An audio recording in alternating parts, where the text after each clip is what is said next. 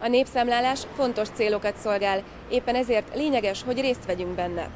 Nem csak az évnek ebben a szakaszában kell azonban figyelnünk arra, kit engedünk be a lakásunkba. A kérdező biztosokat megkérhetjük rá, hogy igazolják magukat, éljünk a lehetőséggel. Ezt a nagyfokú látogatásnak a lehetőségét, hogy itt idegenek, ismeretlen személy jön a lakáshoz, hát ezt sajnos várhatóan fogják kihasználni olyan személyek, akik bűncselekményből tartják fel magukat, vagy akár bűncselekményt akarnak elkövetni.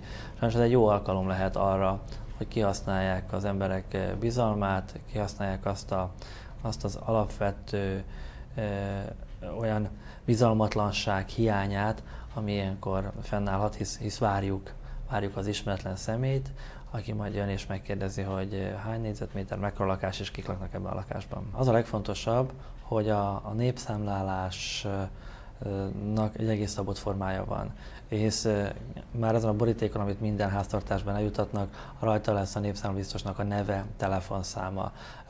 Üzemel a nap 24 órájában olyan zöld szám, amit ingyenesen fel lehet hívni, meg lehet kérdezni. Akár azt is, hogy az én lakcímemen, ahol éppen van, hogy ki az, aki meg fog érkezni számlabiztosnak, hogy hívják azt.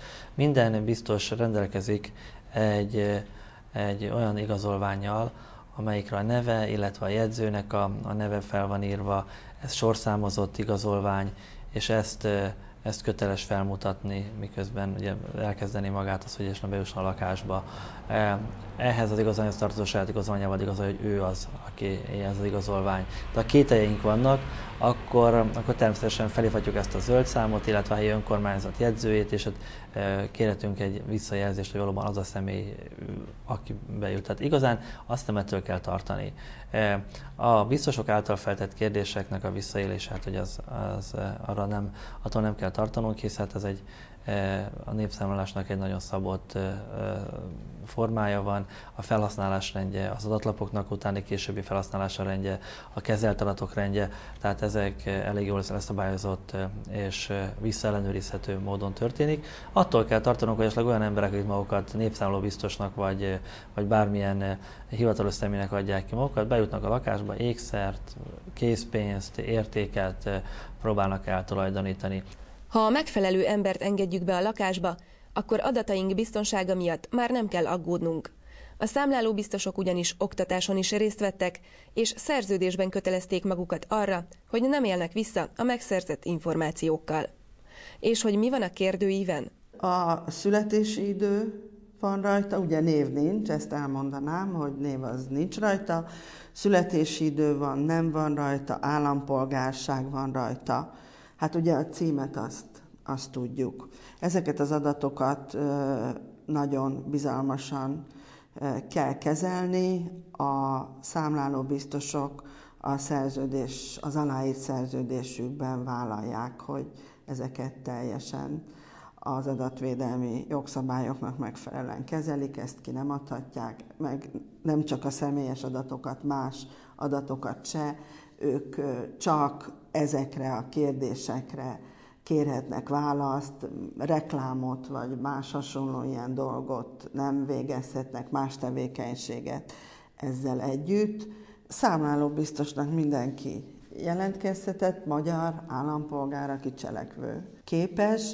A toborzásukhoz a KSH adott egy feltételt rendszert, azért fontos volt, hogy valaki kommunikatív legyen, fontos volt, hogy tudja a krízishelyzeteket kezelni, ha esetleg ilyennel előfordul. Fontos, hogy szépen írjon, fontos, hogy azért próbáltunk olyan embereket kiválasztani, akik legalább érettségizettek voltak.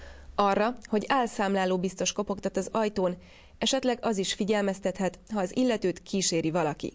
A trükkös tolvajok ugyanis az összeírókkal ellentétben nem egyedül járnak. Igenis kell egy személy, aki eltereli a figyelmet, aki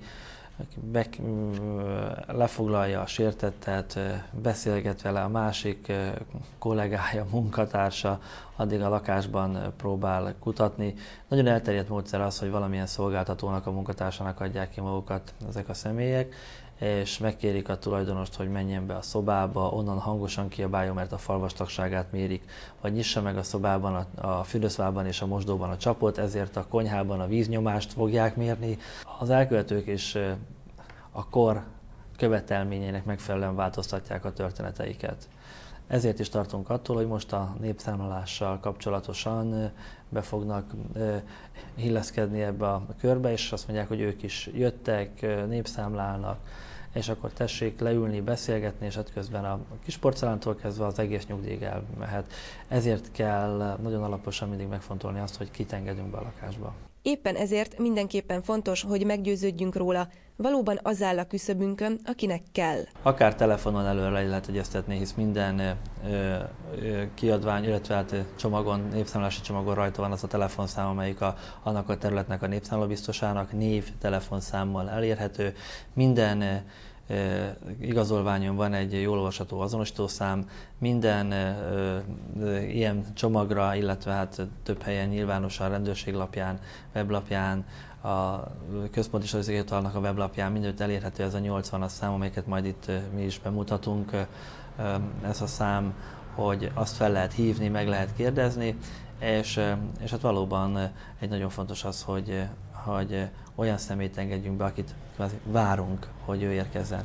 De nem csak most november 8-áig lesz ez fontos, hogy ezt betartsuk, hanem már régebben is fontos volt, és a jövőben is. És pont ezért a Budapesti Rendőrfőkapitányság bűnmegelőzési osztálya készített olyan kiadványt, amit kimondottan először is a időskorúaknak, szépkorúaknak készítettünk, ahol az volt a cél, hogy ezeket az alapvető gondolatokat, miszerint vigyázzon az értékére, ne engedjen be idegent, figyeljen a szomszédjára, figyeljenek a családtagok egymásra. Ezt az 5 alapvető gondolatot egy kis kiadványban sűrítettük össze, amelyiket eljutottunk azért a legtöbb belváros, illetve hát a rendőrkapitányságokra mindenképpen, meg sok nyugdíjas klubba, és készítettünk hozzá egy olyan kis tájékoztató matricát, amelyik, mint egy közlekedési lámpa, az fel lehet ragasztani a bejárati ajtó belsejére,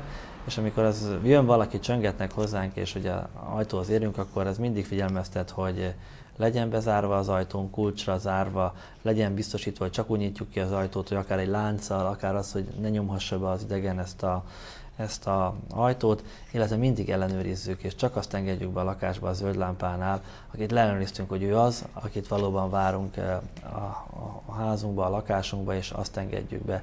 Idegeneket ne tegyünk meg. A számláló